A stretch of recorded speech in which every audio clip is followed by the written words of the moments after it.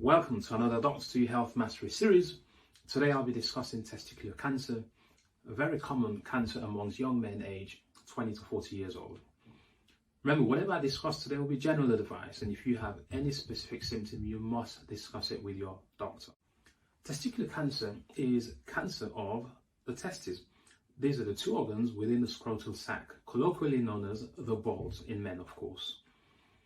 It affects generally about 5 in every 100,000 of the population. However, it is highly common amongst young men aged between 20 and 40 years old, but it can affect boys and men of all ages. There are two main types of testicular tumours. 50% or so are due to what are known as seminomas, and this commonly affects men aged 30 to 40 years old. About 35% or so are due to teratomas, and this commonly affects men from the age of 20 to 30 years old.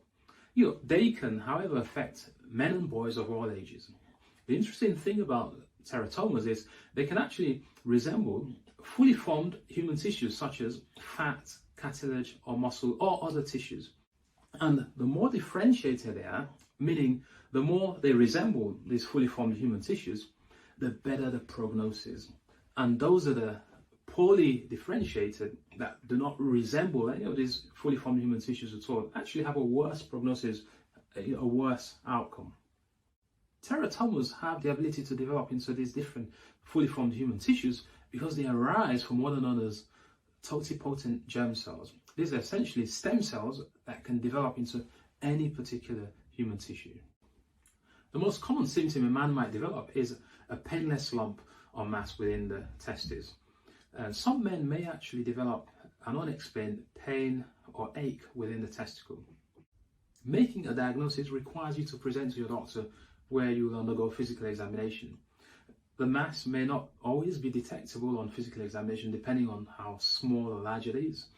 A test that is highly accurate is an ultrasound scan of the testes, of the scrotum.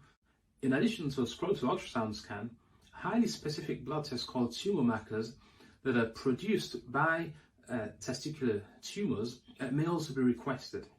Two of these in particular include beta-HCG, which stands for beta-human chorionic gonadotrophin, and this is actually a chemical that is produced by pregnant women. It is what is tested for in a pregnancy test, but can be increased at a significant level in some forms of testicular cancer. Another tumour marker is AFP, alpha-fetoprotein. Again, this is highly produced in some forms of testicular cancer, but can also be produced by liver tumours.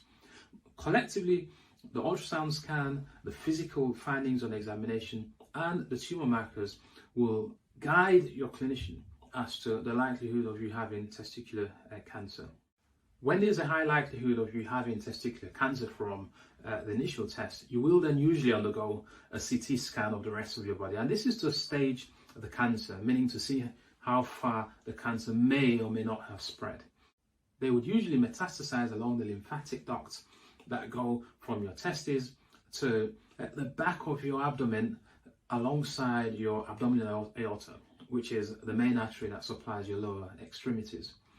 They may also invade the blood system and spread to distant organs such as your lungs, your liver, and other more distant organs. The CT scan will look at your lungs, your liver, your kidneys, other areas within your abdomen, especially the back of the abdomen where these lymphatics tend to go from the testes. The treatment of testicular cancer will depend on whether the cancer has spread to other parts of the body and how far it's spread, but also what type of cancer it is. Is it a teratoma or seminoma or one of the more rarer types of testicular cancer? The mainstay of treatment usually involves surgery to remove the affected testes, a procedure known as orchidectomy. Now, depending on the type of tumour or how far it's spread, you may also then go on to have radiotherapy or chemotherapy. Seminomas in particular are highly sensitive to chemotherapy and radiotherapy.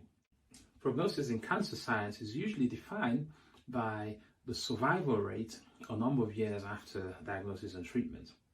It is especially good for seminomas, where the 5-year survival is in the region of 90 to 95%. For teratomas, however, the prognosis is quite variable, and this depends on how well differentiated the teratoma is, or how well advanced or the spread of the disease is. It, however, can be as high as 95% in some cases, but as low as 60 to 70% for more advanced, less differentiated teratomas. If there's one thing you're going to take away with you today, let it be this. Get comfortable knowing your body and examining your testicles periodically, for example, when you're in the shower. And if you notice a lump or you develop an ache that you can't explain, see your doctor early and seek early advice.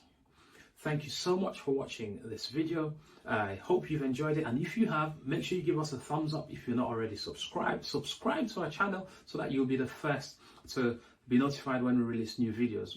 Listen, share this with your friends and family. It will be a disservice not to if you found this useful, especially. Remember, give us a thumbs up. It helps YouTube help us to make more of these videos.